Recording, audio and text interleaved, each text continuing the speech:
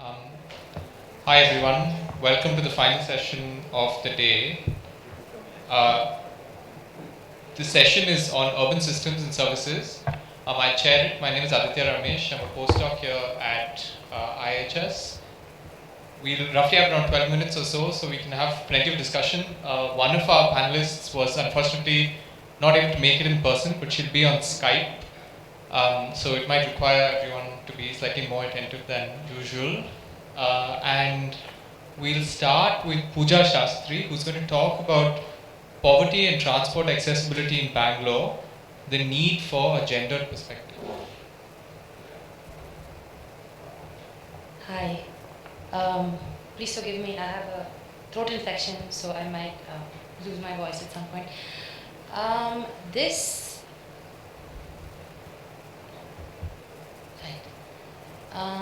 So this study is actually based on primary fieldwork that I did a few years ago as part of my master's thesis. But since then I've worked in Bangalore, outside Bangalore, and I've always sort of kept coming back to this as a kind of like personal obsession. I'm trained originally as an architect and urban planner. I'm neither an expert in transport nor low-income housing. This is just a sort of presentation of some of the things that I looked at and what I found.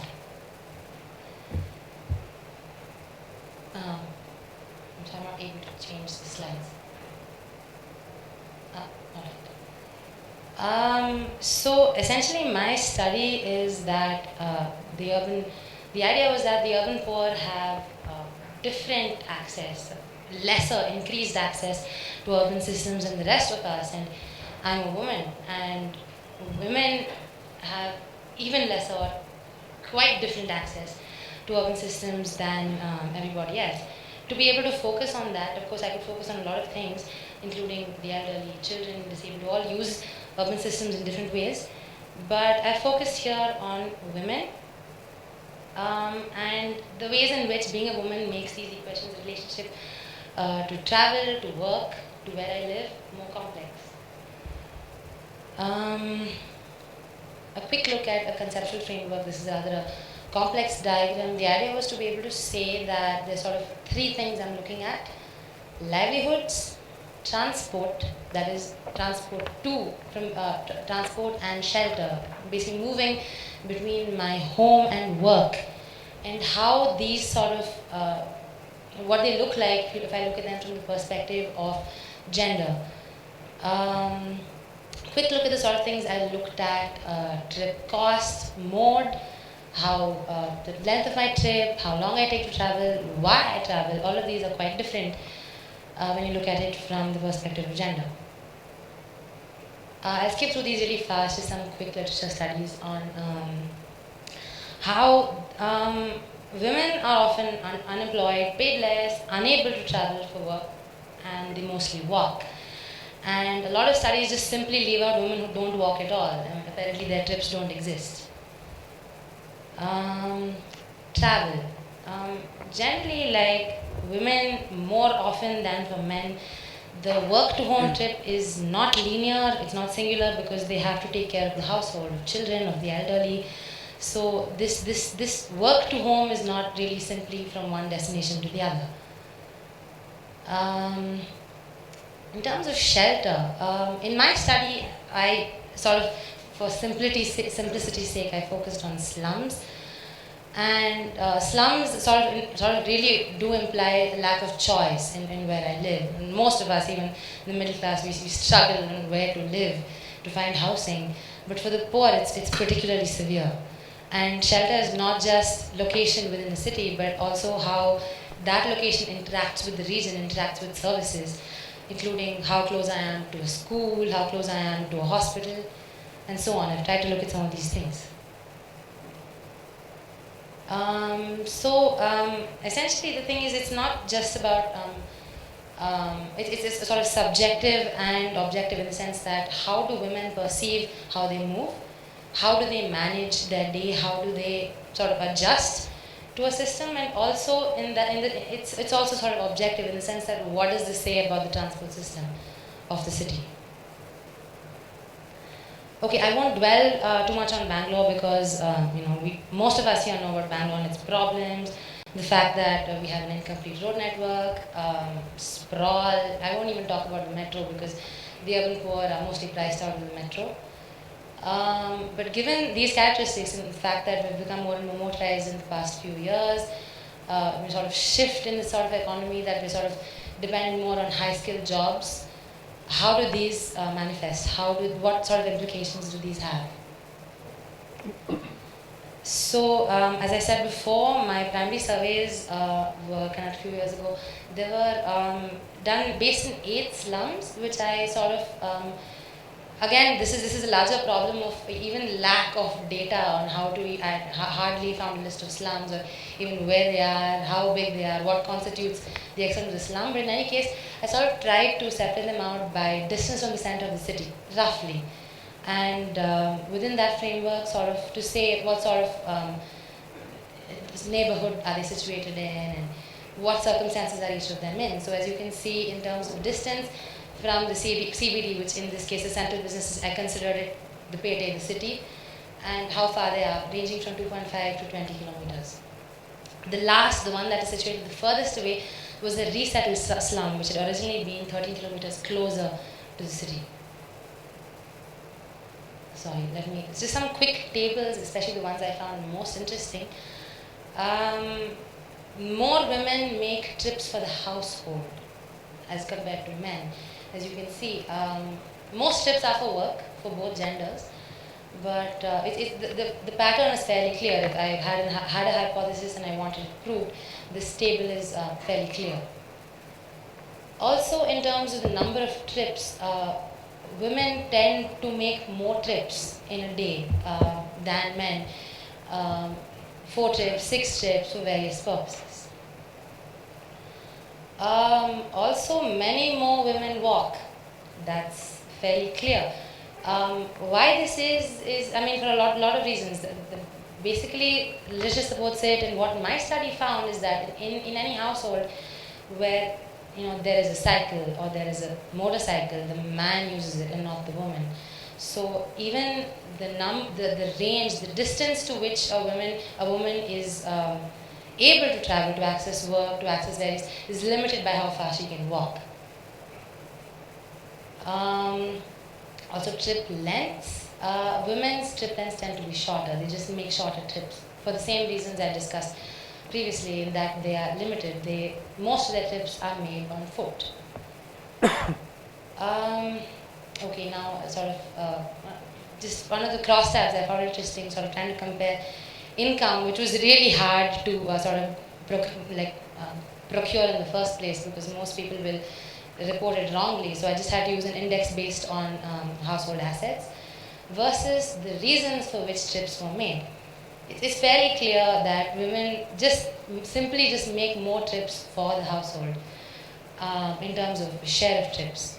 And if you start going up and down on the numbers, you sort of, I saw that women make more trips for the household, but this trend decreases with increasing income and then increases again.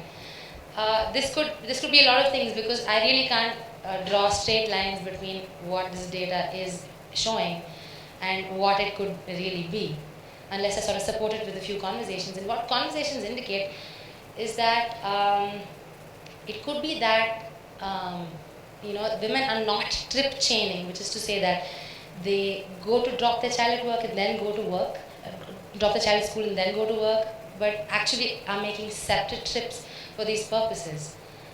Also, for me, this says something about the sort of work that women do, not just for their own household, but also for households within the locality. They do the very important work of sort of sustaining a community, of ensuring that everybody has something to lean on. And this kind of work is disproportionately done by women as opposed to men. Intra-slum support, you can say, acting as a backbone. A quick list of findings. Shorter trips, as I spoke about before, and also that the sort of work that women do is really dependent on how far they can travel. But to me, the results also said something about what difference it makes if I'm located in a slum that's closer to the city versus further away from the city. For example, if I look at the resettled periphery slum, as I called it, the slum was 20 kilometers away and had been resettled 13 kilometers, everybody was forced to rely on buses. Everybody just made longer trips because they were forced to. This could mean something about the urban form, something that we can't really control. The further you go away from the city, the further you are from jobs, the further you are from education services, the further you are from health services. So you are forced to make these trips, and in that sense you're forced to rely on availability of buses, availability of the transport system, whether or not it reaches you. So this is not just a deprivation in the sense that I'm a woman and I travel less and I can travel less, but also that I don't have access to it. That's all there is to it. Just quick set of sort of framework of linkages. If you sort of separate out gender and say that, I have certain constraints only because of gender, you can say that there's resource poverty, if I'm from a slum. It's time poverty, I just have less time because I'm also looking after my children. And unpaid labor, I'm forced to do this amount of work for which I'm not paid. Can employable skills in education mitigate some of these? Probably not fully, because I still continue to have lower participation, low wages, forced to do part-time work. And the next is just sort of a quick look at, public transport modes, affordability of modes. If I provide better public transport services, will this help the woman? Will this help her to make these work trips, to trip for households, or is this something inherent in the nature of the work that a woman does? Just a quick graphical representation of the radius within which a woman has to restrict her her opportunities. How much does transport infrastructure, land use mix, types of jobs available, how much does this have to do with it? And a quick look at the sort of deprivation that rehabilitation does to you. You have social linkages, you have amenities, you have jobs available, you have shorter distances, but all of these are just cut off completely, and then you don't have it. And you may or may not have greater, just because all of you are deprived together, greater community support within slums like that.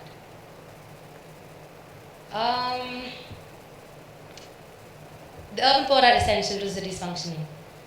They guard our houses, they guard our buildings, they clean. They are essential, and we cannot sort of say, oh, we feel sorry for them. We're doing it if we are not also addressing it from the standpoint of planning.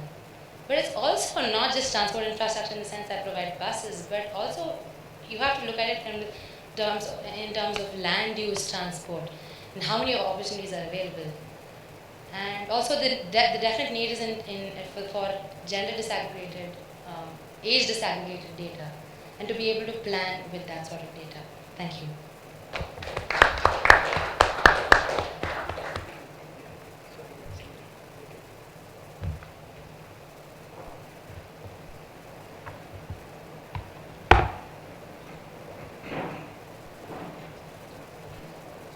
Yeah. Thank you. Yeah.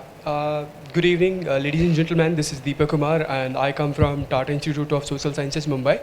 And I thought I'll be the last but not the least presenter, but there is a slight change, so I'm happy on that. I have a little bit time and a little bit adjustment on that. So I am going to speak.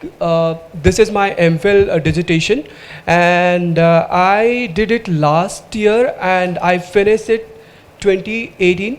So the study that you are going to see over here is 2017 and 18, and I'm going to present this thesis right in front of you. So this is the agenda that I'm going to speak about. Basically, I'll be looking about the introduction and these all things you can read over here. And further ado, I would like to say that introduction part, intention of government, which brings any policy. So basically, why the policy comes. Basically, the policy comes because it is the manifesto of a political party which has promised something to deliver, and that's how the policy is coming up. And in that sense, it can make a government or break the government's mandate if the policy is not being to be fulfilled. After the time period, like, the 5 year is going to get over, and definitely in federal political system, the party has to, again come to a kind of a new set of, election, and there they have to come. So basically, I argue over here is that it is the how and why factor for the policies, and that's why the policies comes. So I want to take you to public service delivery. So basically, like, I am looking over here Swachh Bharat Mission Urban, and I'm trying to understand the public service delivery aspect of it, which is, something like, very similarly it says that, public service delivery looks like a single term, but generally it is not, because there are public services and there are the delivery aspect of it. So when it comes to the public services and the delivery, definitely it is going to come along, and that's how the things look like similar, but actually it is not. Public services are those services which are, provided by the government to the people, and there are various actors involved within that to provide these services. It can be anyone, like, directly a government department can be the person who can provide these things. NGO can be the one person, or like, the non-voluntary groups, like kind of some triple P arrangements, for example, like, private partnership can be the mode of, agency to deliver this services. So over here, when I was looking the literature on this, the former, like, World Bank chairman says over here that, the public service delivery should be something which is, like, very much localized. So I try to understand this literature review while I was doing this for, the service delivery aspect of Swachh Bharat Mission Urban. And of course, going further, like, over here, Sridhar is talking about public service deliveries. Bottleneck is, based on the financial and the institutional existing arrangement in urban services such as water and sewage, since my study is based out in water and sanitation. So this is very much, like, understandable to link this with the study.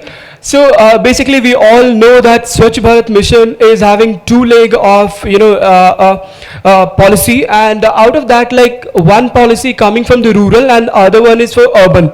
My entire area of study is based out in urban, because I come from the urban setup, and I'm trying to understand from this perspective of railways, and which is, urban space within the city and the area of city looking up. So I'm trying to understand that, and if you can see over here the guidelines of Swachh Bharat Mission Urban, basically, quite a few numbers they have been talking about. First one is like open defecation needs to be taken, then manual scavenging needs to be taken care, and then modern and scientific municipal solid waste management needs to be taken care, and of course there is a capacity augmentation for the urban local bodies. And at the last point, the policy document talks about capex and opex, which is, the capital expenditure and the operational maintenance on it. So the objective which I, try to understand with the paper is, like, I had 3 objectives, and over here only one objective I am presenting, because it's a huge topic to present. So I'm trying to understand, like, the implementation aspect of the policy, how it is being implemented, and I'm trying to understand with the help of this question of research, whether these services provided to the customers or the users of the railway station, how they are happy or not happy. So I'm trying to understand with this. Going further, the research methodology part of it, the first question come to, like, why the area I have selected, like New Delhi railway station. The answer is within the question itself, like, since it is the capital city, it is very crowded, and of course it is one of the busiest. When I say busiest, it is like, most of the Rajdhani trains, Shatabdi trains, which originates or terminates from this, and daily footfall of the passengers coming somewhat close to, touching 6 lakh per se. So it's like, morning since evening, it's too much crowded. So I wanted to understand that, and that's why I have gone through here. So in this, I'm trying to understand with the help of qualitative research method, and these are the sample sizes, and this is the aspect which I have taken due to positive time. Right now I'm not touching, but if you are more interested, definitely I'll take in the question answer session. Let me go to the findings directly. So over here, these are the demographic descriptions. Basically in my sample, since the time was very less, so I tried to understand with the lesser sample, that was 40, and this is the demographic aspect of it. You can see it right here. And the findings, I try to understand with the help of like how the people are traveling once in a month, once in a week, every 2 months, or like 4 times in a year, so forth and so on. And these are their the expenditure that they spend on the railway station while coming and going from the New Delhi railway station. So I'm coming to the findings. Basically the drinking water services, since I was talking about, I'm interested into it. So coming to the drinking water services, what is happening there is, like before 2014, like water taps were available, but since the coming of this policy, I'm winding up. Before coming of this policy, public tap is there, but still there is something water ATM has come, which has revolutionized the aspect of drinking water, where people started looking all those water from different sources which is available. And if you can see over here, if I can tell you the numbers, like water bottle is the prime source for the people to take the water because of the hygienic factor. And if I can show you over here, like majority of the people say that it is hygienic because since it is a packaged water bottle, and at the same time they are saying that it is all the time available. But some people also said that they are not having it. I'll come to that again once I'll be going further. So to do this, I have tried to take like rating scale method, where I wanted to understand like how these services are implementing aspect is being helpful for them. So one side I asked them question related with like rate me the ranking, where 0 is the worst and 10 is the best. So this is the ranking aspect which people have given. If you can see over here, like majority of the people have given more than 5. It shows like they are happy a bit, and some of the cases they are fully happy on that. So like water aspect is so far very nicely taken up for the people. Going to the sanitation services, like over here at the railway station, there are, if you can see, various category of public toilets are available. But at this point of time, when it comes to usage of the people, they use these sort of things. And if I can show you the hygienic aspect, majority of the people said that they feel that it is not hygienic. And some of them also use not like, basically they did not use New Delhi railway station toilet facilities because of their like own set of hygienic conditionalities and all. And when I was like trying to understand why this has happened, particularly these were the women candidate of passengers, they told that basically they don't trust on the services being provided. And some of the cases they also come up across that when they are entering to the passengers loo system, like men and women things are there, but still men using women one. So this is again very silly aspect. When I went to the providers, they were saying that sir hota hai these things, but these things were there. And when I try to understand further, you can see over here that the foul smell coming over here, and responses saying itself like suffocating smell. So that's why they are not using it. And when it comes to like overall satisfaction, the same rating scale I try to understand. If you can see over here, majority of the people said like dissatisfied, and the satisfied are very less. So if I come to the numbers, you can see the numbers are very much less. Only out of the 44 people said that it is 0. So you can see how this is showing up. Hardly people are saying like 5 to 10, and this is showing like something very serious notion needs to be taken care. When it comes to FOB, like the foot over bridge of the railway station, you can still see that the number is bit on the higher side, and things are good for the people in terms of using water and sanitation services, in terms of cleanliness under the mission. So now let me go to a couple of slides left. The first part of the slide is right here, the limitation, because I just told like I did it last year this number might have changed. I need to go back to the field, but probably due to the paucity of time, I could not go. So definitely, this is something, the limitation. And of course, one more thing which I would like to say is that, the data is changed. I need to go back. Probably when I'll come like next year or maybe next to next year, definitely I'll bring something new to that. And in terms of conclusion, I would like to say only a couple of things. One is like, when it comes to DARG, Department of Administrative Reforms Commission, they talk about something called Sevutta model, which is, talking about service and the excellence, which is, very much indigenous, Government of India say about it, and different states having, a rule based on that, like when you provide services, you need to provide something based on the service and the excellence. So the first thing need to be taken care of, the rule-based, the value-based service delivery, because after all, it is the railway, and the customer of railway needs to get those things. And of course, in terms of better civic sense, things were missing. And in the last, I would like to say that the urban space, as I was talking about, is the railway station. People go there to look about it. So on that aspect, like the behavior change is need to be taken care. But again, when it comes to people, they are changing, which is coming very inherently from their own setup. And in terms of political, social, economic sense, if we talk about, something needs to come within the people, because government can't force these all things. So in my conclusion, I would like to say that, something needs to be taken care on that. And of course, the follow-up of the services needs to be taken care. So these all my presentation. Thank you.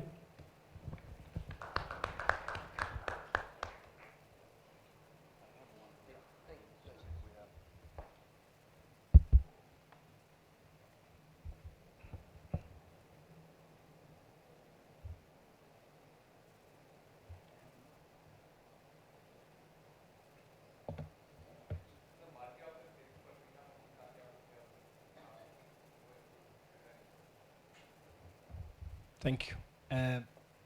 Yes, as you said, I'm representing here also Oscar and Carlos, my colleagues from the university. This study is called, or this paper was called Symbiosis or Parasitism, Exploring the City-Region Relationship Through a Support Capacity.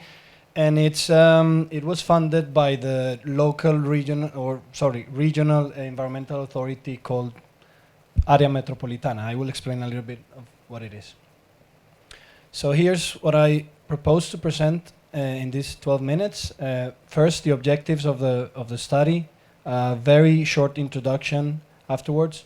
The model is called Dense Urban, and I will discuss a little bit of it, and the application to the Aburrá Valley, where the city is located, and together with other 9 municipalities.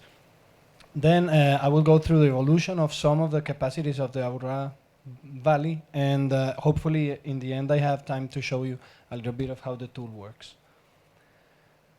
So these are the objectives. First, I want to suggest the modeling of support capacity to understand better the relation between the city and the surrounding region. Then present Dense Urban, the name of the model that I will show as a support capacity model. I will suggest also that this is an important tool or a resource to build master zoning plans and control for variables that are important for these, such as population density. And then hopefully in the end show the applicability of this model to the city and the region that surrounds it. Very shortly, cities give inhabitants the illusion of independence, of self-sufficiency, right? Especially because of technology. Light switch hides the source of the electrons. The toilets hide the destination of waste, right? And a lot of us live in cities where waste is taken care of and we don't even know where it goes. However, as cities grow, the solution or to the problems that they face or the needs that they have cannot be solved domestically. So every time they depend more on the surrounding regions. However, this provision of services, utilities and other services in the city usually comes with a great toll on the environment. especially because there has rarely been a focus on sustainability when it comes to utilities, to public utilities. The focus has always been to meet human needs, right?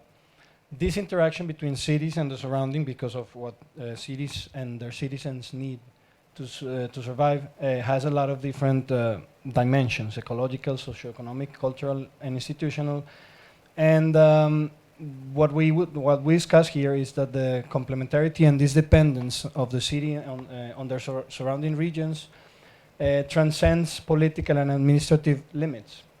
So it is necessary to have a more systemic approach to solving to addressing the challenges when it comes to the provision of city services.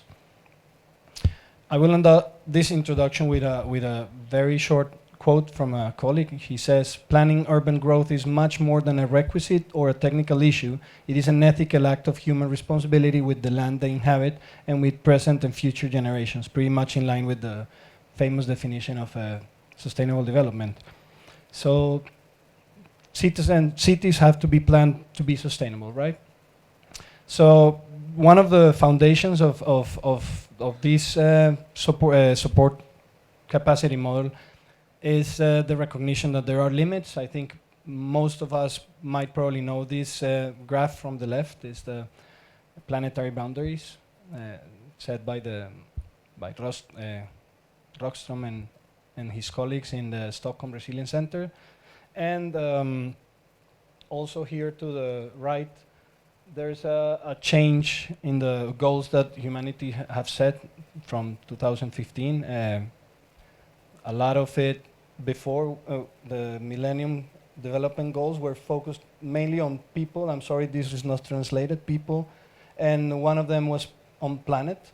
But with the arrival of the SDGs, we have the inclusion of other variables that are important for sustainability in this planet, which are prosperity, peace, and this is partnerships.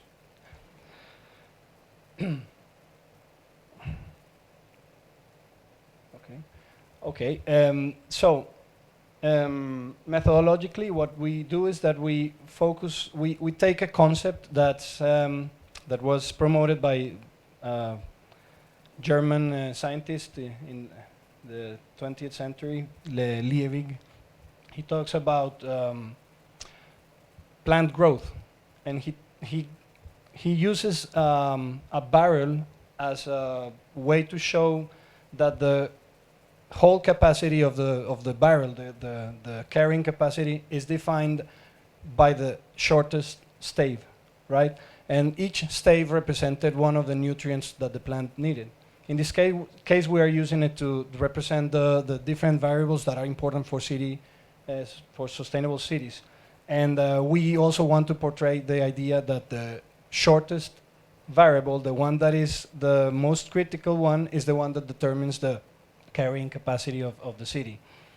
For this, and I'm sorry I didn't translate this, I couldn't because of the image, but the urban environmental support or carrying capacities of the cities are defined, or we define them as the intersection of these three spheres.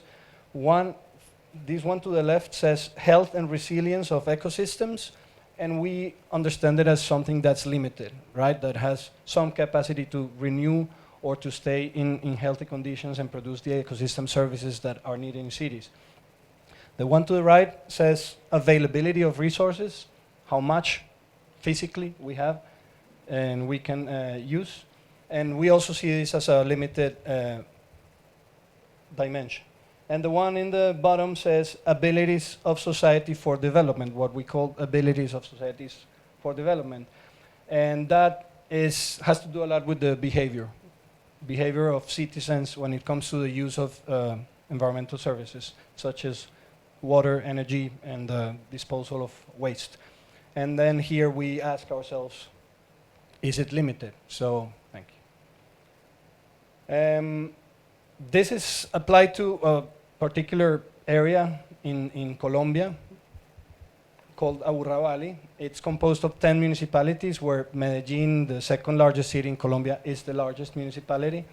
But there's 9 too. So it's pretty simple. The idea is to compare what and how much of it is needed, and what and how much of it do we have. And then we have a number, of course, that gives us an idea of if it's below 1, we have the required capacity to meet the needs of the society. If it's close to 1, below or above, we are living on the edge. We have more or less what we need. And if it's above 1, then we need to improve our capacities, because we cannot necessarily expect that the systems are able to provide more than they are providing already. We have 3 levels of analysis: the urban level, the rural level, and what we call expansion level, which is the planned land that will be occupied in the next years. And then we divide the area in north, center, and south. So there's a lot of different municipalities in each one of the neighborhoods inside each one of the municipalities that compose the metropolitan area. And they have, of course, different areas depending on the political division. Following this logic, we have analyzed different variables. I'm going to show you just a few. For instance, this is the growth of the occupied area, and what's more concerning is that this area is waterproofed, of course, because of pavement and other building materials.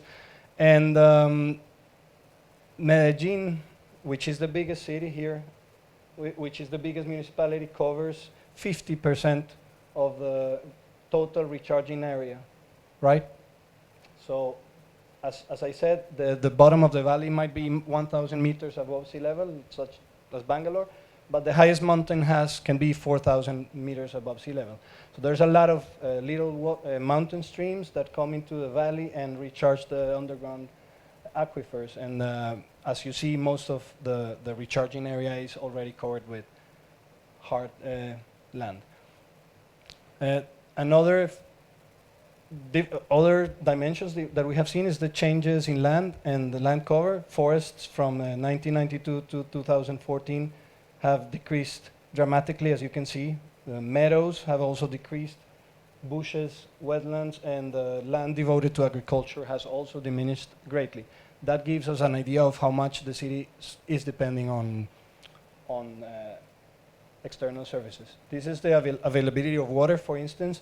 In the 1600s and 1800s, beginning of 1900s, the city was depending on local or very close sources for the water. Every time, of course, they have to go further and further to get the water that they need for their daily use. And of course, build infrastructure like this artificial dam, one that is also here, and one that's more or less over here. And this is the result of the application of the model to this particular area, and it shows 6 critical variables because it analyzes a lot of different dimensions, not only water and city services as utilities, but also amenities, public space, space for mobility, emissions, and the ability of the valley to sink all these emissions, and particulate matter, for instance. So we have here more or less a graphic showing what the staves that I mentioned could be, and which are the most critical ones. So I have, I guess, 40 seconds.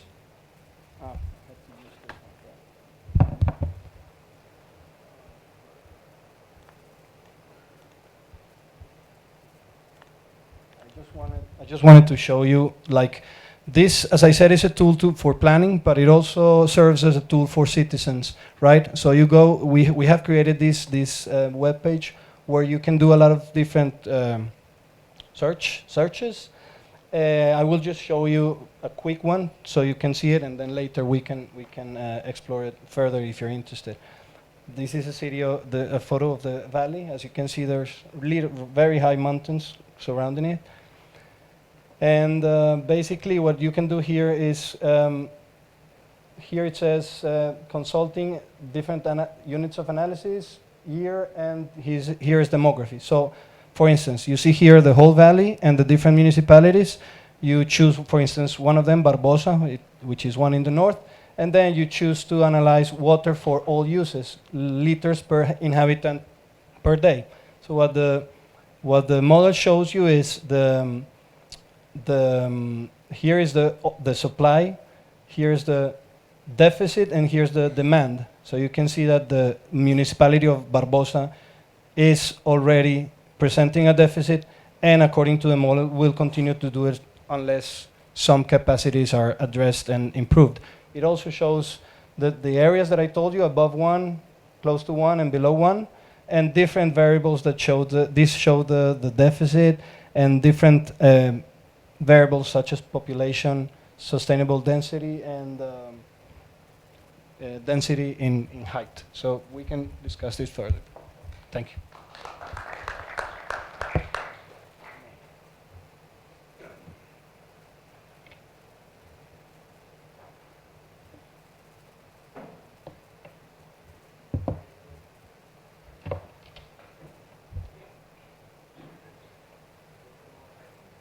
Our final presenter, Adriana, is on Skype.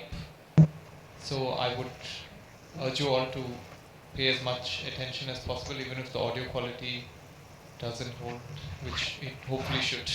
So Adriana, if you can hear me. Yes. Over to Hello, everybody.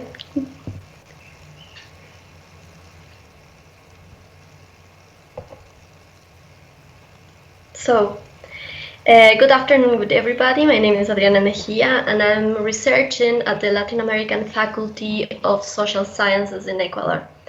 I'm researching about urban metabolism, and the specific topic of the main investigation is how does the consumption patterns have influenced the solid waste generation in the city of Quito. So today I'm going to present part of the investigation about how determinant changes in consumption patterns are impacting the generation of solid waste in peri-urban areas of Quito. It handles the hypothesis that social, cultural, and economic determinants such as patterns of consumption have led the increase in generation of solid waste in the urban area, affecting the peri-urban and rural area because of the location of the final disposition of municipal solid waste.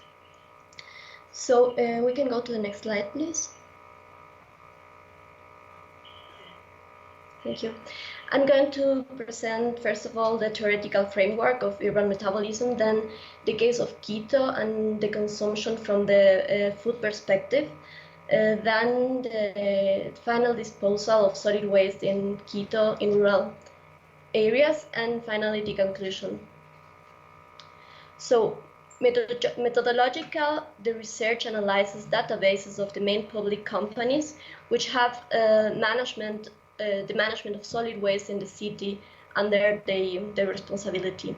And as well, I was doing deep interviews and an historical review of the main actors and decision makers of the past administrations. It also analyzes the perception of the inhabitants of the affected regions where the dump yard is located. Next slide, please.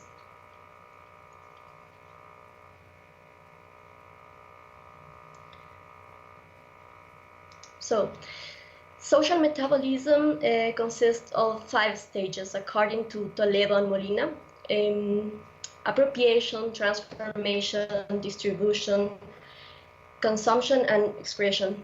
So we see that metabolism is a process that generates a situation of reciprocal determination between society and nature. Thus, the way in which human beings organize themselves in society determines the way in which they affect, transform, and appropriate nature, as we see.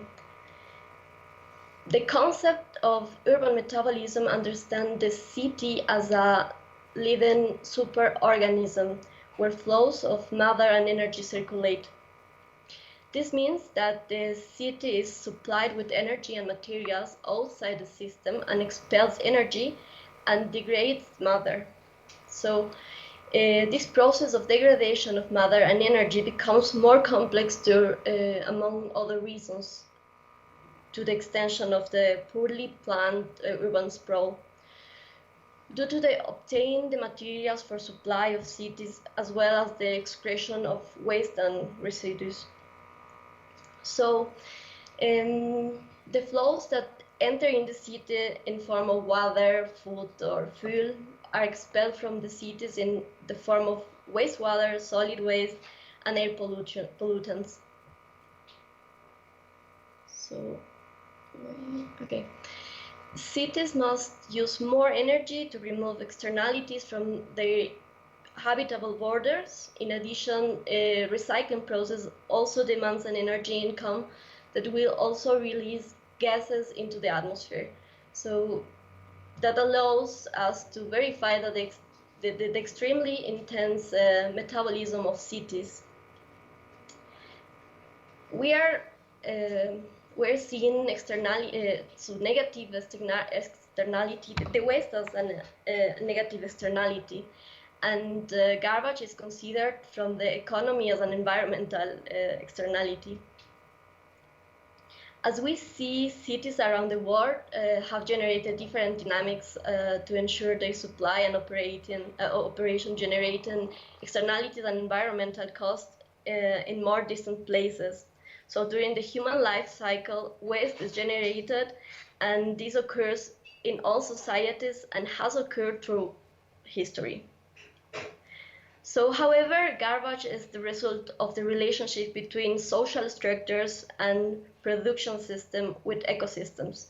It is the evidence of the sustainability or the unsustainability of economic process and models, and the existence of environmental injustice or justice.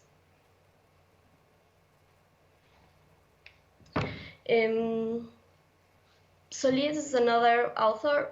She refers to neo-hygienism to explain the current way of producing waste. And hygienism emerged during the first half of the 19th century as a measure for the prevention of diseases, maintaining and providing urban centers with healthy conditions like access to drinking water, services for disposal of excretions and garbage recollection, also electrical lighting, for example. Then the neo-hygienism, on the one side, promotes hygiene and sterility, while on the other side deepens the sanitary crisis that affects more vulnerable sectors. So in Trash and Magical Thinking, that is a book from Barreda, he refers to the way we perceive the waste we generated daily in all cities. The use of garbage management system or use of toilets connected to a sewage water allows citizens not to pay attention to their generated waste because they magically disappear, so waste doesn't exist anymore when we throw something away. It is essential to mention that by allowing or generating environmental crisis in disadvantaged areas, we are talking about a type of spatial segregation and environmental injustice. We can go to the next slide, please. So for the case of Quito, consumption is very difficult to see, to be analyzed in all ways. So I'm focusing now only in the consumption of food, from the food perspective. We see the map of Quito. The city is located 2,810 meters above the sea level on the Andes Mountains. And during the last year, it has grown towards its valleys, expanding its urban development and peri-urban areas. An entire metropolitan district of Quito covers an area of around 4,000 to 230 square kilometers. Quito has 3 million inhabitants, and comparing with other Latin American capitals, the figure is much lower than other cities such as Bogota or Lima, for example.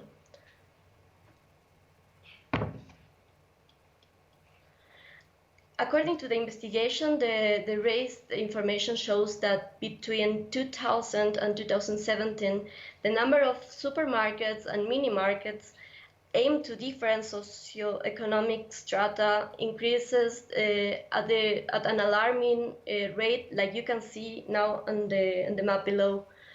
On the map from the left from the year 2000, we can see the white rhombus representing the supermarkets in the city. I don't know if you can see it very well, but in this map we see also other ways to acquire food. It is important to mention that the high socioeconomic strata are distributed around the center, north center, and on the valleys from the city. So the big supermarkets were until that time, so 2000, distributed in that part of the city. But we see, as I say, there were other forms of food acquisition, like farmers markets, and there were many.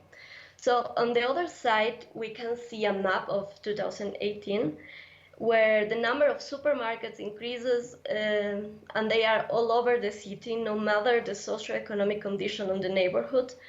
And there are 5 big supermarkets that are catching all the market in the city of Quito. Adriana, you have 5 minutes left. Okay, so now the waste in Quito, can we move to the another slide, please? For the year 2016 in Quito, it was estimated that each citizen generated 0.7 kilos of garbage per day, while by 2018 the figure increased to 0.85 kilograms of waste per person per day. The organic waste that the city generated still exceeds 50%. Meanwhile, the plastic waste increased in a 14%. And this due to the arrival of hygienism or neo-hygienism. So, can we move to the next slide, please? Sambisa is one of the rural districts that make up the metropolitan area of Quito. As of 1977, in Sambisa sector, the sanitary landfill of the city of Quito was located until 2002, during 25 years approximately.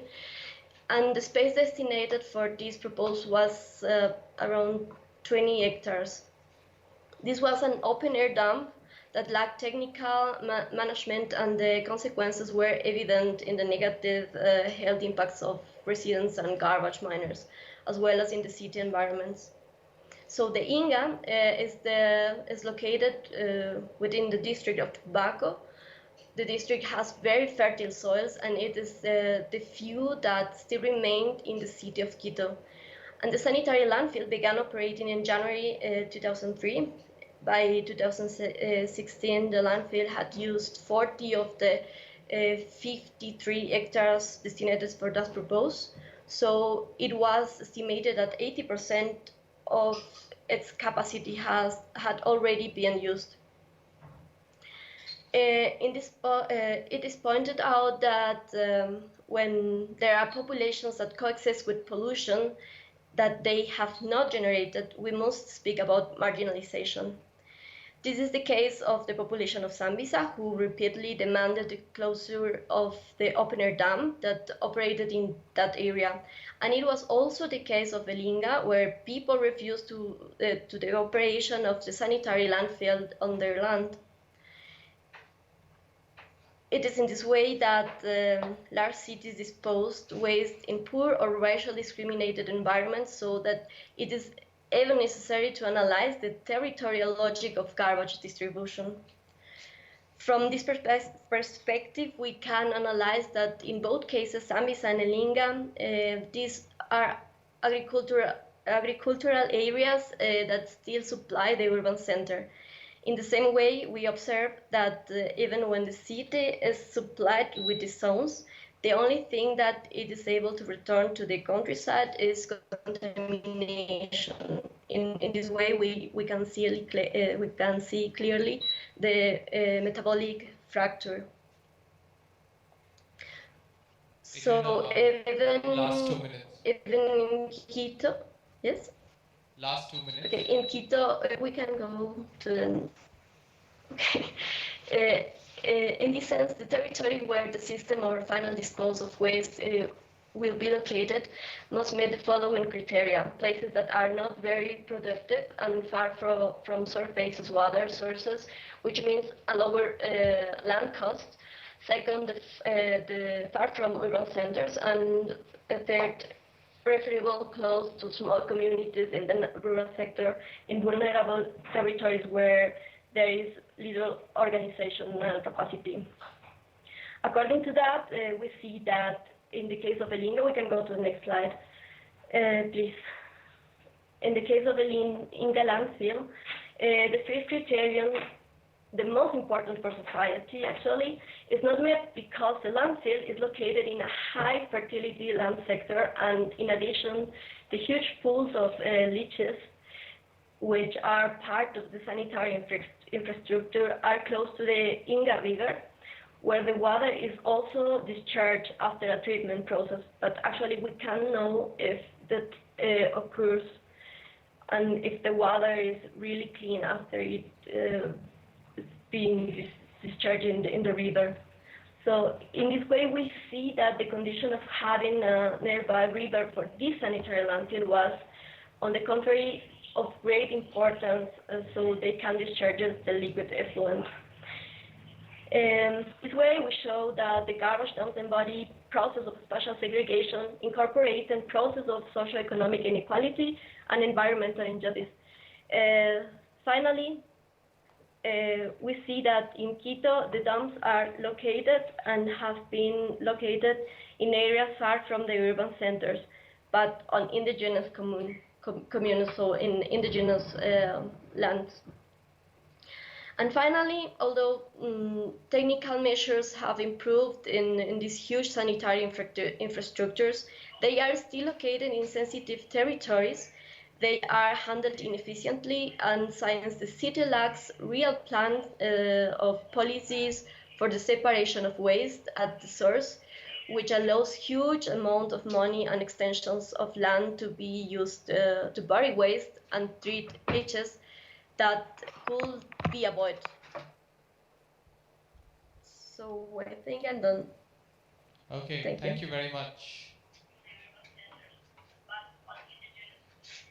Okay, so we've had 4 very interesting papers. All of you have kept to time, so congratulations, very well done. So we have plenty of time for discussion. I'm going to open this session out with a few brief comments, some overall comments, and maybe 1 or 2 questions to each participant. Just to give you a sense of where I'm coming from, I'm largely coming at all your papers from the perspective of historical and critical geography and history itself. So, I mean, this is how some of the questions might be framed as well. So broadly what I found was that all the papers addressed the idea of, as the panel kind of suggested, the idea of service, right? And they all, in some way or another, argued that service was present at some level, but it was insufficient, or it was mismanaged, or it was leading to further kinds of problems that were unanticipated with the first form of service delivery. So with this in mind, my question to you, Pooja, is what does, you listed various kind of indices about what gender does in terms of being enabling or disabling for transport. And I wanted to ask you 3 kind of very quick questions. The first one is, can you break down the category of woman for us a little more in your paper? So, sometimes you refer to autoethnography, like me as a woman, and then other times you kind of refer to, and I was wondering, if you've thought a little bit about what does it mean as a category. The second one is that, so you pointed out a whole range of disabling factors that exist, and this is nevertheless true. But what I found really fascinating was a strand of the paper that seemed to suggest that solidarities were forged when women were moving, when there was mobility that was involved. And I was wondering if you could speak a little bit to the possibilities that emerged with limited transportation systems in itself. The final question, and maybe this is not a question for now, but I was wondering, what does things like shorter trips mean for transportation systems? What kind of, not necessarily solutions, but what does it mean to identify a transportation system based on gender characteristics, which are not a general kind of fix and solution, but very specific for women themselves? In at least one or two cases, if you could give us the markers for either their experience or for maybe possible ways out that you might think of. To Deepak, so I think I have two broad kind of questions or points. The first one is this: so your focus was drinking water and service delivery, and it's really important in terms of actually looking at it within public space, right? So far, providing water to homes is what most people focus on, but not to public space itself. And I think there needs to be some kind of structuring literature that shows what you're doing. And I was wondering if you can speak to this literature a little bit. Second point is that I think, when you're looking at sanitation, when you're looking at clean water, there are a whole host of other infrastructures and systems and services that are associated with clean water. And I was wondering if you could kind of address some of these. And what I'm really thinking of here is plastic water bottles. And they are perhaps more hygienic. But is there a commentary then on what kinds of other services that this leads to, or is there a spillover in terms of waste, connecting this to what Adriana spoke about? Finally, on some of your conclusions, I think that you need to elaborate a little bit on what you mean by nicely structured urban space, for instance. What does this mean? Like, how will urban space actually influence the way in which drinking water is figured and provided? Similarly, behavioral change. Now, this is an abstract category that we've spoken about for ages, from the 1950s, 60s, or even during colonial times, that Indians need to change their behavior. But I'm not fully convinced. I was wondering if, this debate has gone on for hundreds and thousands of years, but there are different ways of consuming water, and I was wondering if there's a broader category there to address. Santiago, I thought, this was a fascinating paper. My questions were fundamentally twofold, right? The first was that, and I buy your kind of idea of what you said, that we have certain amount of resources and we need to, and how we're utilizing this capacity. That was at the forefront of your question. And I was wondering if you might broaden out that question a little bit in terms of distribution as well. So we have certain amounts of resources, we might have capacity as well, but can the tool look at where are these resources going? And is there a question of redistribution that might emerge as well from the tool? Maybe it does, but I didn't hear that through your presentation.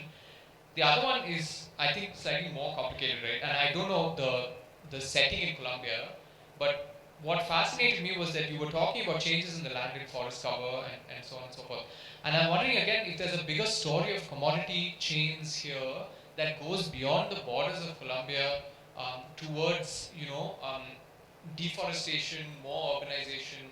Where is stuff from the forest actually going? Does it stay within Colombia? Does it go simply into the urban areas? Or is it going into North America? Is it going to Canada? Is it going to other parts of the world? I know a lot of this stuff is happening in Chile, Brazil. I'm not sure about the context in Colombia, so I just wanted a clarification. Finally, Adriana, can you hear me? Yeah? Okay, great. Yes, I can. So my question to you is this. Again, I thought it was a very interesting paper, and I thought I have one kind of pointed question, which is that your structuring your anchors were materials, water, energy, and the human body, right? And these were your four anchors kind of in building the metabolic city and what the metabolic city means. I think that what was absent in your discussion was a discussion of non-humans and kind of microbes and organisms and who's breaking down this food, what happens when food is hanging around. There's a lot of things that are going on outside both materials and the human body. And I think an essential part of the metabolic city is the non-human. I was wondering if you can speak a little bit to that. And what does it do to your lens then if you're looking at the non-human? My second point is this. For me, to my mind, there was a slight disjuncture between your discussion on the broad framework of the metabolic city and your discussion on food, right? I can see how they're intrinsically connected, but I want to push you a little bit to make that connection more solid in trying to understand why food is inherently metabolic and why food might be a central aspect of the creation of waste, and not just organic waste, but other forms of waste. And I just want you to make that connection slightly stronger. So these are my questions. If we can just have very short comments by all of you, and then we can open it out to the floor.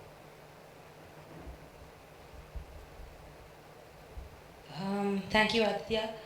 All right. Even though I refer to myself, women was not to do with me at all. Women, in my case, were simply individuals who identified with females, who performed the social roles of females within slums.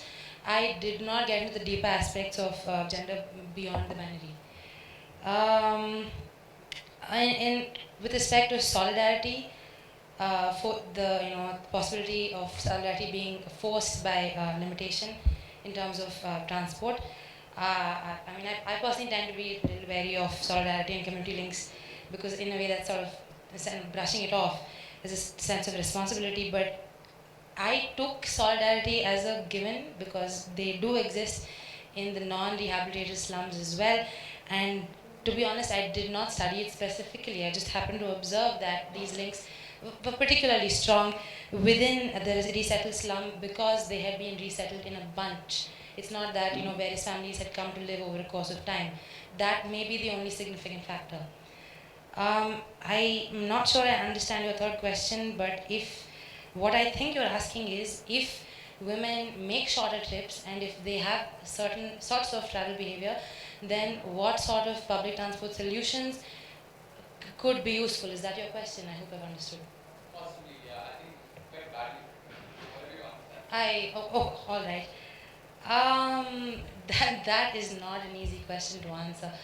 Even though I do say that if the problem with transport is that it's supply driven.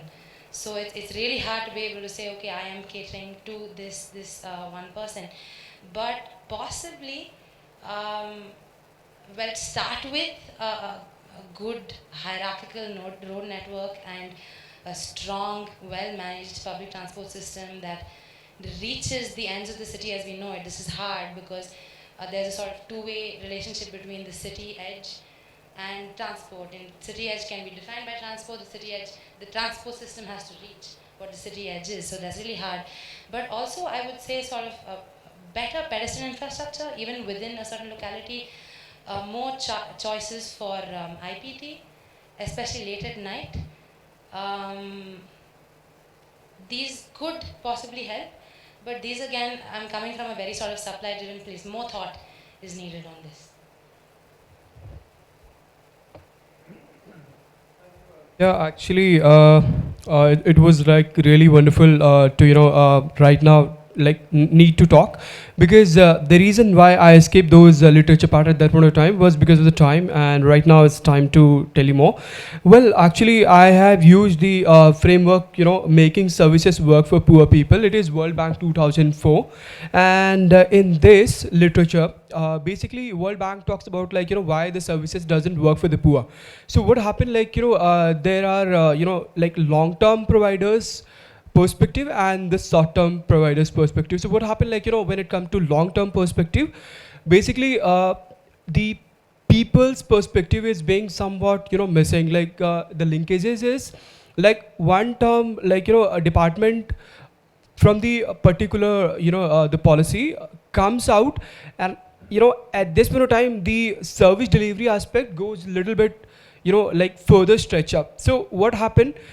If a service X is needed to be provided, what is happening, like if the timeline is there, that timeline is, increasing and keep on increasing. So what happened? By that time, government, in terms of bureaucracy, keep on stretching, and the next government, in a way need to come, because, the time bound duration is missing. So this is coming for the long term duration as per the paper which I read on that. And the short term foundation, what happened, like, at this point of time, most of the time, like, very, like, limited set of stakeholders are, there. For that matter, like NGOs and the service delivery department is involved. And over here what they do is, like, it's like bottom up approach, where they ask the people to come and they, ask them what exactly they mean about these services, and the delivery aspect of the service is very, very, small. So in that segment they try to get the services. So in this paper, even if you want to, look on which the paper I have shared, the complete paper, I have given these all incidences over here, and it is very much present. And the same time, the localization which I was talking about, the Robert, particularly, the perspective from the World Bank, and the sort of understanding from the public service delivery coming on that is there. But at the same time, when it comes to service delivery aspect, somewhere down the line, what is happening? The bureaucracy and the local local level actors are missing. So that thing is coming in between, and inherently what the services are mean to reach to the people is missing. Like, something in today's term you can see about, like, Aadhaar is coming up, Jam Trinity is coming up. But when it comes to the providing of these kind of services, water and sanitation, how can it be, like Aadhaar or Jam Trinity come in between and, cater the local need of the people? And coming to the dicey structure or the behavioral change, of course, like, I'll give you example, like, when I was doing my field work, it was summer of 2017 and January of 2018.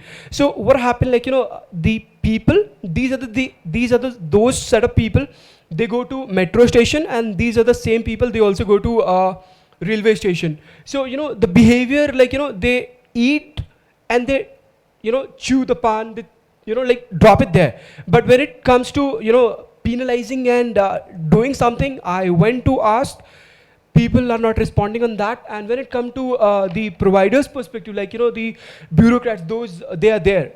I asked them, they say that, we can't penalize because it is not there. So that I mean about it. And coming to the... Deepak, will you just hold your responses? We'll go to the next one, Sure, and then sure. we'll come back in the Q&A. Sure. Okay. Sure. Thank you. So thank you very much for your questions. So the first one was about distribution. Where are these services going? Something I forgot to mention, I think it was important, was that we have disaggregate data all the way down to the lowest political division level, which is neighborhoods. We don't have blocks or houses, but we have neighborhoods. And so you can see, you can search in the model at an aggregate level, which is the whole metropolitan area, the municipalities. Each one of the municipalities, what we call comunas, which is a further division, districts or boroughs, I would say, and then neighborhoods. So you can see a picture of what's happening there. Something that I have to say about the Colombian system is that there is a system of like strata, the socio-economic strata, 1 to 5. 5 are the richest citizens with the highest income, 1 is the lowest. And the idea is that it works as a cross-subsidy system. The ones who live in 5 pay higher fees for services and subsidize the lowest. However, this has also some drawbacks, such as segregation. The city is highly segregated, and you know where stratum 1 is, where stratum 4 is, it's very obvious on a map.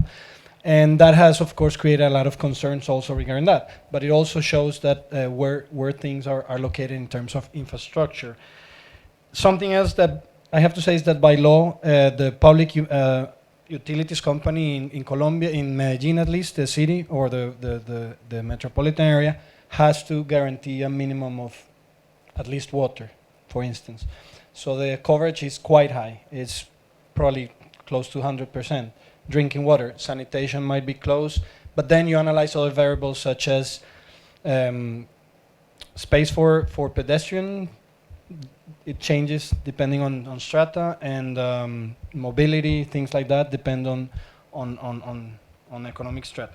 The other thing is that this is an average, is a minimum that's required by law. So it works more or less on the free market conditions. So if you are able to pay more, you can consume pretty much as you want. Of course, there is a big challenge.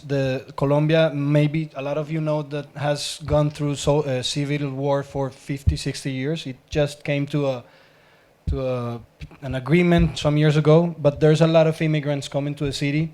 Of course, I guess it's the same issue here in India and in many developing or emerging countries, but for different reasons. In Colombia, it's mainly violence in the rural areas. So all these people come to the city, and they are coming to to self-constructed neighborhoods, and it's very difficult to provide, especially because they're going into the hills. As I told you, it's a valley. That's where the cheapest land is. And okay, so and the second one, changes around the city mainly respond to local use and land use. They are not being exported. So mainly agriculture has changed the use of land. There's a lot of agriculture and cattle farming in the surroundings. And of course, urbanization. The city has grown incredibly, and the land use has changed dramatically. So deforestation, changing in the wetlands and bushes and all these things have responded to mainly the growth of the city. Adriana? Yes. The first question, I'm not sure that I have understood that well, the first question, but I wanted to say that it's easier to see the food, through the food we can see easily how the city is consuming. For example, if you try to see consumption and the generation of waste because of consumption, you can follow that easier every kind and every type of consumption. So electrical objects or etc. But if you follow food, you can see how the city is eating, is consuming, and what is the city doing with it. For example, if you buy at markets, it's possible that you are not going to use plastic for it, or you are not going to buy food in plastic and vultures. So you are not going to generate more wastes. The difference is that now the way the city lives actually doesn't allow the citizens to buy outside a supermarket every day. So if you analyze the property of the waste, you are going to see that the property for you is going to be the food or the thing you are consuming, but not the waste you are generating. And that was a big difference in the last decades in Quito. So can you maybe repeat the first question about the metabolism of human? Okay, let's park that for now, and maybe we can discuss that later on. I'm going to move to the audience and collect questions, after which our panelists can respond to all of them at once. Okay.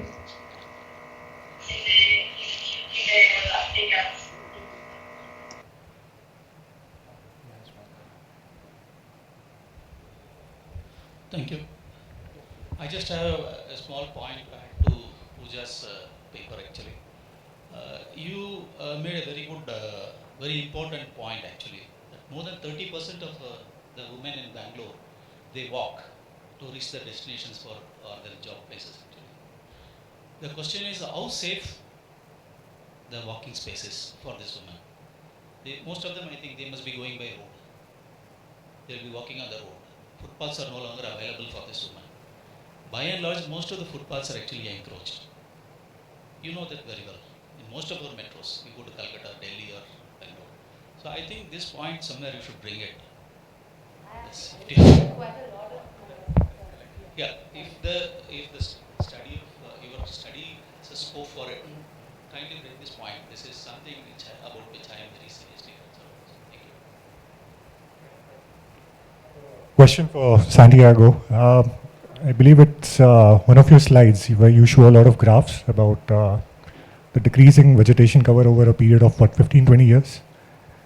Something happens around 2005-2006 where all your graphs sort of drastically drop off. Could you shed a little more light on that? Other questions?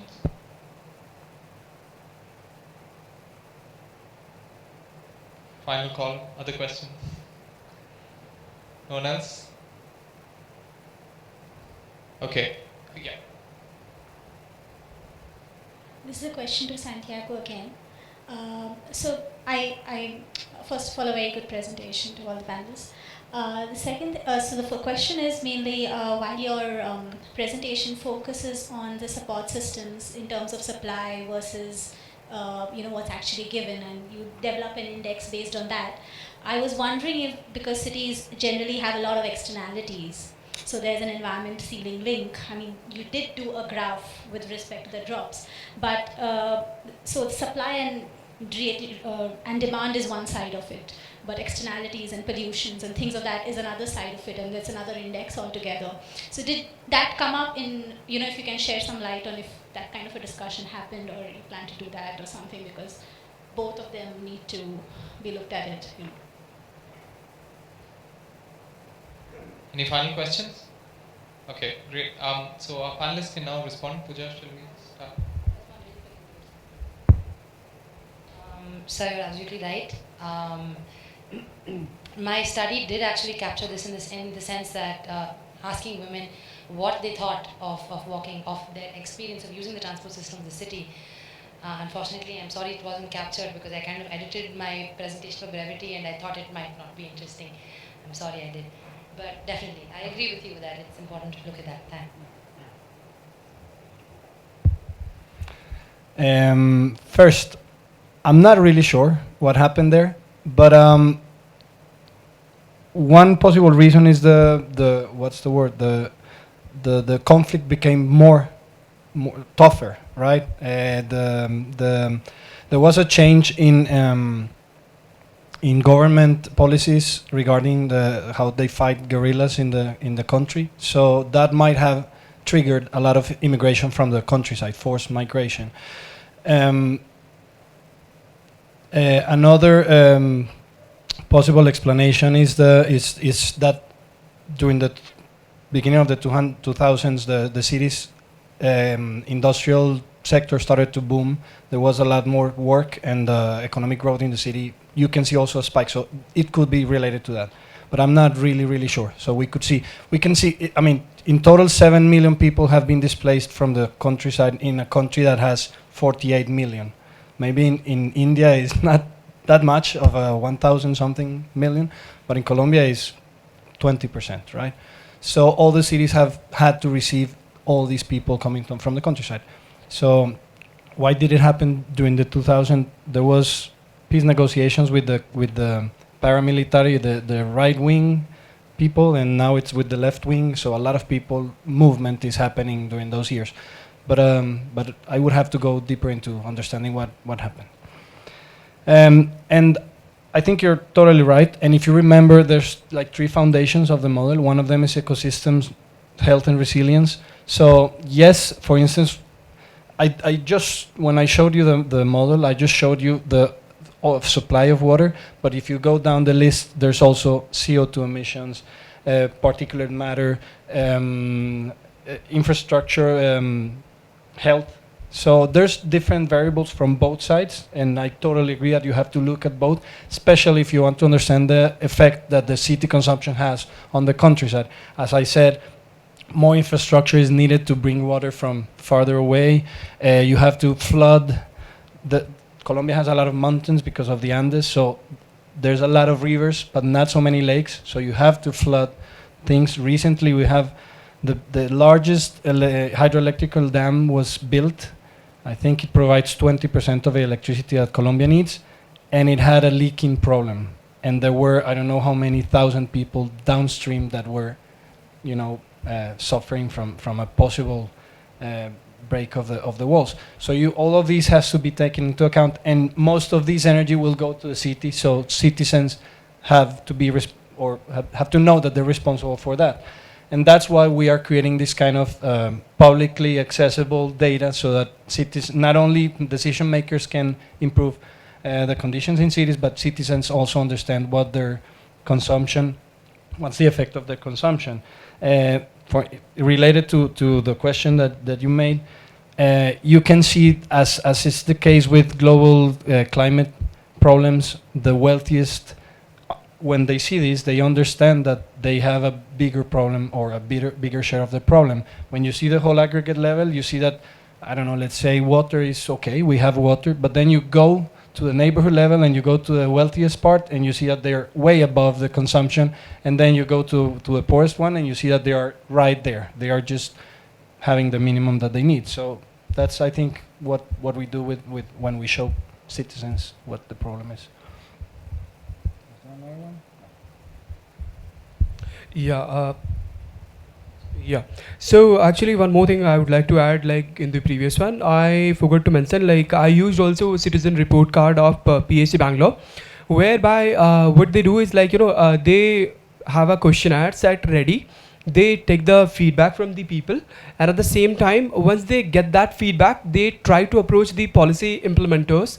Let's say, for example, the bureaucrats. They go them and show them that this is the response that people have given on terms of the services, and on terms of that, the response is considered. So I used that in my literature review as well, and I have also used the Likert rating scale, where, as I was talking about, like 0 to 10, they have used, where 0 is very, like poorest, and 10 is, like the best of the services. So based on that, the people's responses have been taken up. And coming to the response that you asked about, like water bottle and the waste management, well, frankly, to my knowledge, when I was there at the field, I did not find something on that. As of now, there's a NGO working on called Chintan in New Delhi railway station at my field stop. They are doing, like they are collecting those waste bottles, they are cutting it, and they are recycling it. So far I could not find something coming from the field on terms of waste management or something like that. And of course, like when it comes to water, of course, water bottle is one thing which is prevalently used at the railway station, be it the inside train or outside train, be it the railway station or the offices. So that would be my take on. Thank you. Any closing comments from your side?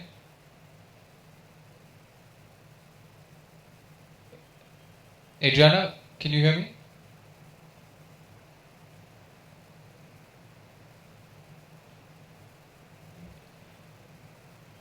Adriana, can you hear me?